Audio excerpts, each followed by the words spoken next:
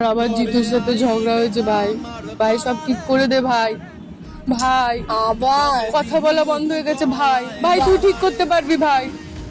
দে, এই স্ক্রিপ্টটা বলতে হবে তাই তো? হ্যালো, হ্যাঁ জিতু। আর শোনো না, বলছি তোমার কি সোনালির সাথে কিছু হয়েছে গো?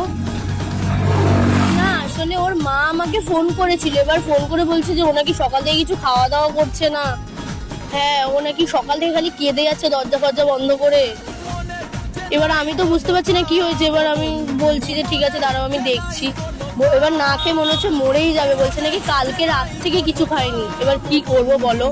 তার মধ্যে আবার ওর বাড়ি থেকে বিয়ে ঠিক করে দিয়েছে, মনে হয় আজকে ওর ছেলে দেখতে আসবে, কালকে মনে ওর বিয়ে হয়ে যাবে।